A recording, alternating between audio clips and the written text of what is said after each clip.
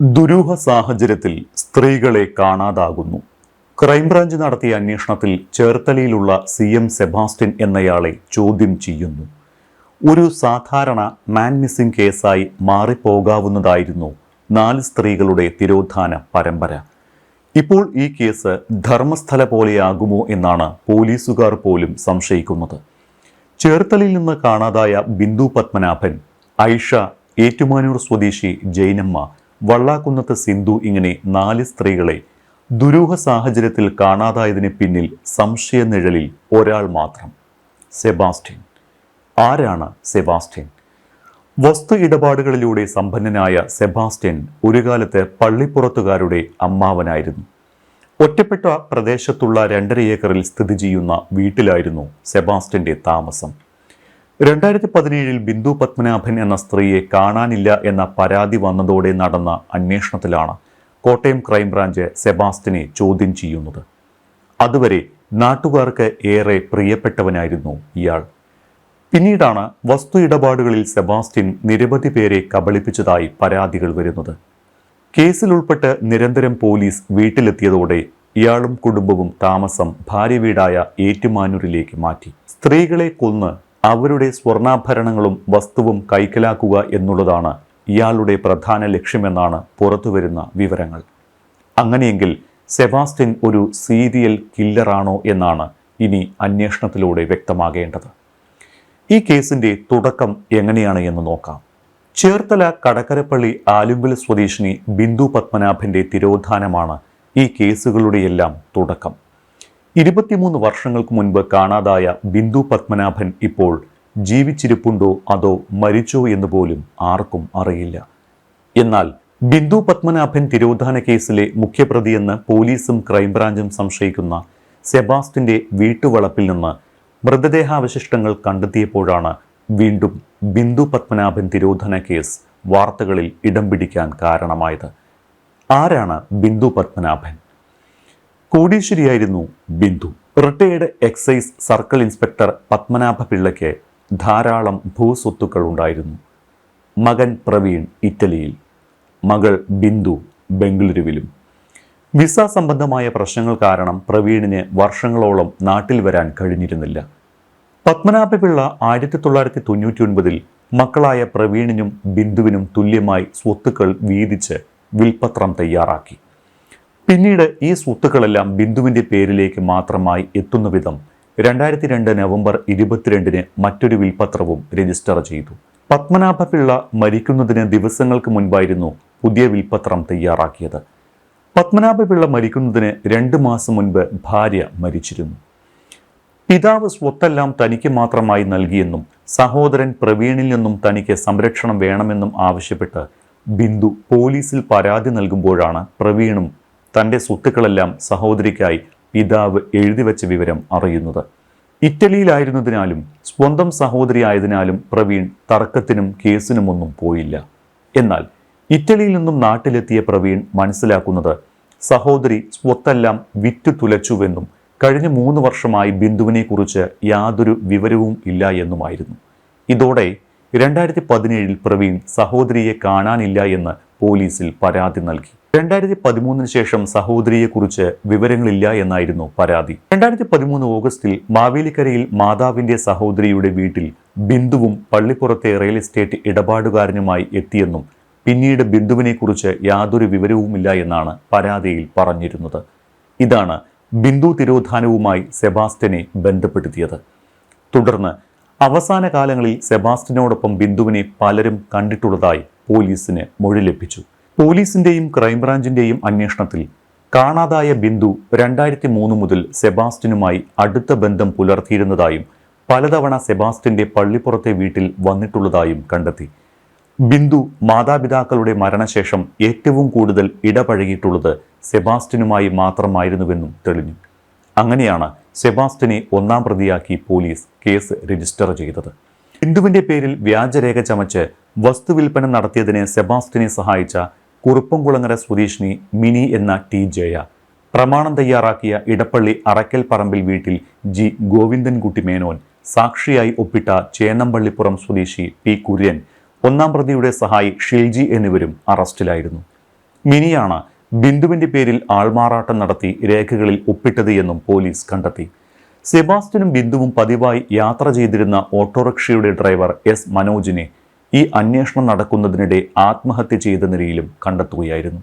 എറണാകുളത്ത് ബിന്ദുവിന്റെ പേരിലുള്ള കോടികൾ വിലമതിക്കുന്ന വസ്തു ഇവർ വ്യാജമായി വിൽപ്പന നടത്തിയതായി കണ്ടെത്തുകയും രജിസ്ട്രേഷൻ റദ്ദാക്കുന്നതിന് പോലീസ് രജിസ്ട്രാർക്ക് കത്ത് നൽകുകയും ചെയ്തു.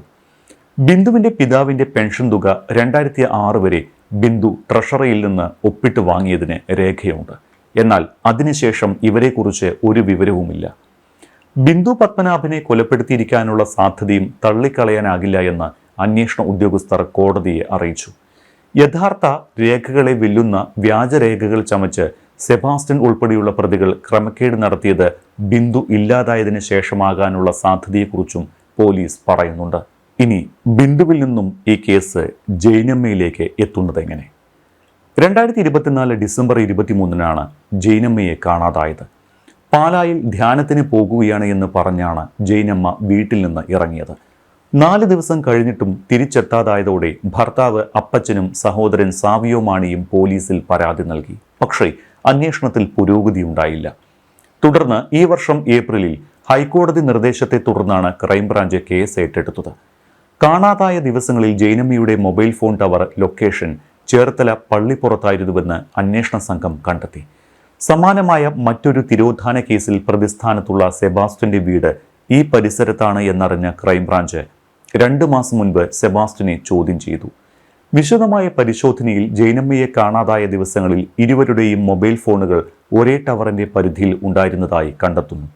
സെബാസ്റ്റ്യനും ജൈനമ്മയും തമ്മിലുള്ള ഫോൺ കോൾ രേഖകൾ കൂടി പരിശോധിച്ചതോടെയാണ് ക്രൈംബ്രാഞ്ച് സെബാസ്റ്റ്യനെ വീണ്ടും വിശദമായി ചോദ്യം ചെയ്തത്. അതേസമയം കാണാതായ ജൈനമ്മയുടെ ഫോണിൽ നിന്നും ഈ അടുത്ത കാലത്തും സഹോദരിക്ക് കോൾ വന്നു. മിസ്ഡ് കോളാണ് എത്തിയത്. ക്രൈംബ്രാഞ്ചിനെ അറിയിച്ചപ്പോൾ സൈബർ സെല്ലിന്റെ സഹായത്തോടെ നടത്തിയ അന്വേഷണത്തിൽ ടവർ ലൊക്കേഷൻ മേലുകാവിലാണ് എന്ന് കണ്ടെത്തി. തുടർന്ന് അന്വേഷണ സംഘവും ബന്ധുക്കളും അന്വേഷണം നടത്തിയെങ്കിലും വിവരമൊന്നും ലഭിച്ചില്ല. അന്വേഷണം വഴിതെറ്റിക്കാനും ജൈനമ്മ മേലുകാവ് ഭാഗത്തുണ്ട് എന്ന് വിശ്വസിപ്പിക്കാനും സെബാസ്റ്റ്യന്റെ അറിവോടെയാണ് ഫോൺ വിളി ആസൂത്രണം ചെയ്തത് എന്നാണ് അന്വേഷണ സംഘം പറയുന്നത്. ഇനി ഈ കേസിൽ ഐഷയും റോസമ്മയും എങ്ങനെ? ചേർത്തല വാരനാട് സ്വദേശി ഐഷയുടെ തിരോധാനവുമായി ബന്ധപ്പെട്ട് സെബാസ്റ്റ്യന്റെ പങ്ക് വെളിപ്പെടുത്തിയത് ചേർത്തല നഗരസഭ ശാസ്താംകവല സ്വദേശിനി റോസമ്മയാണ്. കാണാതായ ഐഷയുടെ സമീപവാസിയാണ് റോസമ്മ. അയൽവാസി എന്ന നിലയിൽ ഐഷയുമായി നല്ല ബന്ധത്തിലായിരുന്നു. കാണാതാകുന്ന സമയത്ത് ഐഷയും സെബാസ്റ്റ്യനും അടുത്ത ബന്ധമുണ്ടായിരുന്നു. സ്ഥലം വാങ്ങാനായി കരുതി വെച്ചിരുന്ന പണമടക്കം ഇവരുടെ കൈവശമുണ്ടായിരുന്നതായും ഇത് സെബാസ്റ്റ്യൻ തട്ടിയെടുത്തിട്ടുണ്ടാകും എന്നുമാണ് റോസമ്മ പറയുന്നത്. ഐഷയെ കാണാതായ ശേഷം പലപ്പോഴായി ഇവരുടെ ഫോണിൽ നിന്ന് തൻ്റെ ഫോണിലേക്ക് കോളുകൾ വന്നുകൊണ്ടിരുന്നു. ഫോൺ എടുത്താൽ മറുപടി ഉണ്ടാകാറില്ല എന്നും തിരിച്ചു വിളിച്ചാൽ എടുക്കാറില്ല എന്നുമാണ് റോസമ്മയുടെ മൊഴി. ഒറ്റയ്ക്ക് താമസിക്കുന്ന തന്നെയും വിവാഹം കഴിക്കാൻ സെബാസ്റ്റ്യൻ സമീപിച്ചിരുന്നതായും റോസമ്മ പറയുന്നുണ്ട്. തൻ്റെ സ്വത്ത് ലക്ഷ്യമിട്ടാണ് വസ്തുവിൽപ്പനയുടെ കാര്യം പറഞ്ഞ് ഇയാൾ അടുത്തുകൂടി വിവാഹാലോചന നടത്തിയത്. ബന്ധുക്കളെ വിവരം അറിയിക്കുമെന്ന് പറഞ്ഞ ശേഷം ഇയാൾ പിന്നീട് തൻ്റെ അടുത്ത് വന്നിട്ടില്ല എന്നുമാണ് റോസമ്മയുടെ മൊഴി. ഈ വെളിപ്പെടുത്തലുകളുടെ അടിസ്ഥാനത്തിൽ റോസമ്മയും ഇപ്പോൾ പോലീസിന്റെ നിരീക്ഷണത്തിലാണ്. ഇനി സിന്ധുവിലേക്ക് വരാം. ചേർത്തലയിൽ നിന്ന് 5 വർഷം മുൻപ് കാണാതായ സിന്ധു തിരോധാനം സെബാസ്റ്റ്യൻ കുടുങ്ങിയതോടെ വീണ്ടും അന്വേഷിക്കുകയാണ്. 2020 ഒക്ടോബർ 19-നാണ് ചേർത്തലയിൽ നിന്ന് സിന്ധുവിനെ കാണാതായത്. തെളിവുകൾ ഇല്ലാത്തതുകൊണ്ട് 2023-ൽ അർത്തുങ്കൽ പോലീസ് അന്വേഷണം അവസാനിപ്പിച്ചു. അമ്പലത്തിൽ പോകുന്നുവെന്ന് പറഞ്ഞാണ് വീട്ടിൽ നിന്ന് സിന്ധു ഇറങ്ങിയത്. എന്നാൽ പിന്നീട് സിന്ധു തിരിച്ചു വന്നില്ല. 3 സ്ത്രീകളെ കാണാതായ കേസിന് സമാനമായ സാഹചര്യങ്ങൾ സിന്ധു തിരോധാന കേസിലും ഉണ്ടെന്നാണ് പോലീസിന്റെ നിഗമനം. ഭർത്താവുമായി പിണങ്ങി ഏറെ നാളായി മാറി താമസിച്ചു വരികയായിരുന്നു സിന്ധു. മകളുടെ കല്യാണ നിശ്ചയത്തിന് 2 ദിവസം മുൻപാണ് സിന്ധുവിനെ കാണാതാകുന്നത്. ധർമ്മസ്ഥല വിവാദത്തിന് സമാനമാണ് പള്ളിപ്പുറത്തെ കേസുമെന്നാണ് പോലീസ് സംശയിക്കുന്നത്.